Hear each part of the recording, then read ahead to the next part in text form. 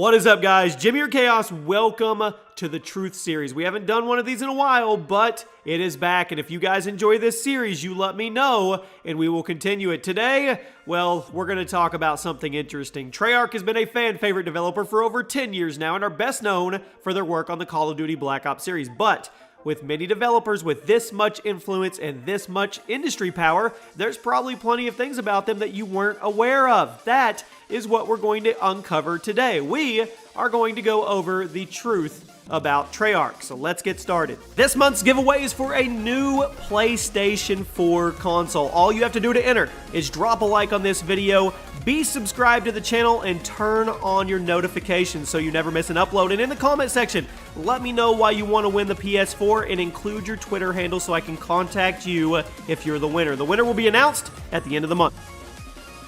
To start things off, we have to go back to the beginning. TREYARCH was founded in 1996 by Peter Aikman and Dogan Koslu, with their headquarters in Santa Monica, California. In 2001, the company was acquired in its entirety by Activision. They became a first-party developer for that publisher, which was really good. I mean, Activision was starting to hit its stride at that time, thanks to games like Tony Hawk Pro Skater. Before being acquired by Activision, TREYARCH they'd released a couple games, a handful of games, with their main standout being a sword fighting game called Die by the Sword, which was released in February of 1998. After the Activision acquisition, though, TREYARCH became the main developer of the Call of Duty and Spider-Man franchises, as well as a few sports games from here and there sprinkled in. However, there was a pretty big shakeup a few years into their time with Activision.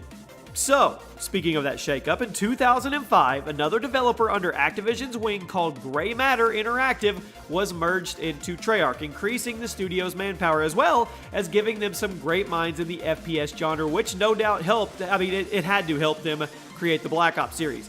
Now, Grey Matter Interactive was formed in March of 1993 by Drew Markham and Barry Dempsey as Atrix Entertainment, although they changed their name to Grey Matter in June of 1999. So, Grey Matter had some pretty notable games under their belt before being acquired by Activision, such as Return to the Castle Wolfenstein, the Quake 2 mission pack The Reckoning, and the infamous Redneck Rampage franchise. However, after being acquired by Activision in 2002, the studio only put out one more game before 2005, at which point they were merged with TREYARCH. It was also at this point that TREYARCH became the main developer for Call of Duty. So it's likely that Activision wanted to take Grey Matter's expertise in the FPS genre and add it to TREYARCH's to make Call of Duty as good as possible.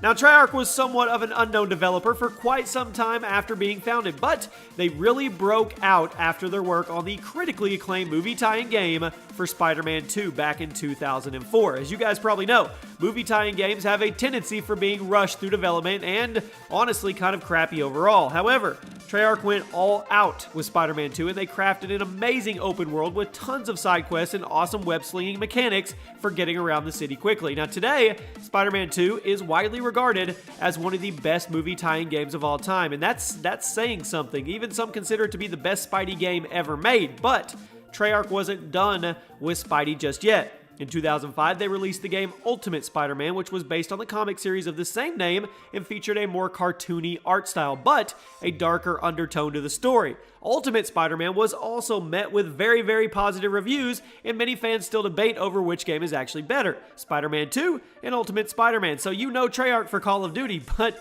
TREYARCH is just as deep in Spider-Man. Now, speaking of Call of Duty, for those that don't know much Call of Duty history, the series has been using various versions of the same modified engine for years and years now, ever since Call of Duty 4. But did you guys know that TREYARCH's first time using the COD 4 engine wasn't actually on a Call of Duty game? The first game that TREYARCH developed on the COD 4 engine was actually the video game adaptation of 007 Quantum of Solace. Quantum of Solace was a first-person shooter with some third-person action mechanics that spanned the stories of both Casino Royale and the Quantum of Solace, and it was released in October of 2008. It was actually considered to be one of the better 007 games, largely in part to the use of an engine that was so advanced at that time. Later that same year, TREYARCH released Call of Duty World at War, which was the second game developed using the COD 4 engine. So aside from Call of Duty and Spider-Man, which we've covered, TREYARCH has worked on some pretty notable games other than that, mainly in the sports genre. That's right, TREYARCH does sports games as well. In 2001, Treyarch worked alongside Neversoft and made Tony Hawk's Pro Skater, and then Tony Hawk's Pro Skater 2X, an HD re-release of the first two Tony Hawk Pro Skater games. They also worked with Sega to make NHL 2K2 and 2K3, and in 2002, Treyarch developed a surfing game called Kelly Slater's Pro Surfer, which was supposed to be the surfing equivalent of the Tony Hawk Pro Skater series, but it didn't go over very well. There was no sequel ever made either. Treyarch also ported the first two Tony Hawk Pro Skater games to the Sega Dreamcast in 2000, which was initially what got them the attention to the developers of the series. So like I said, most people know Treyarch for Call of Duty, and most of them know them for the Black Ops series, but a lot of people forget that they actually worked on other Call of Duty games that were not officially under their wing. First time Treyarch worked on a COD game was in 2004 when Grey Matter Interactive developed Call of Duty United Offensive, which was an expansion pack for the original Call of Duty game. Then in 2005, Treyarch also developed Call of Duty 2 Big Red 1, which was a standalone expansion for Call of Duty 2.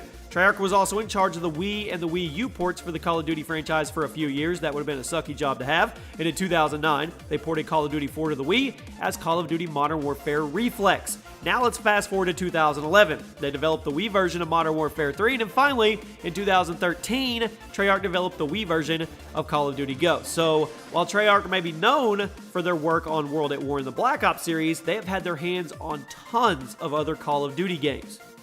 So many people think of World at War as Treyarch's first mainline Call of Duty game, but you would actually be wrong if you thought that. Like I said before, Treyarch and Grey Matter Interactive had both worked on Call of Duty expansions before becoming mainline developers, but the first main COD game that Treyarch developed was actually Call of Duty 3, not World at War. Call of Duty 3 was released in 2006 for the Xbox, the 360, the PS2, the PS3, and the Wii, and it was the first Call of Duty game to be released on all of the 7th gen consoles, as Call of Duty 2 had only been released on the Xbox 360. So COD 3 got positive reviews, and it was one of the best-selling games of that year, but it was very different from the COD that we know today. The multiplayer in that game was much larger scale, featuring 12-person teams and tons of vehicles. Call of Duty 3 was also the first time we got to experience the fan favorite War Game Mode, which was brought back in World at War and then slightly reworked to be Momentum in Advanced Warfare.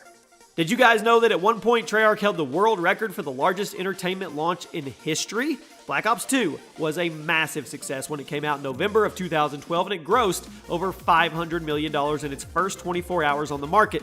This made it the single fastest selling piece of entertainment history at the time. It only held that record for about 10 months because in September of 2013, we got Grand Theft Auto 5 and it ended up grossing $800 million in its first 24 hours. But Treyarch must have felt pretty good about themselves, at least for those 10 months.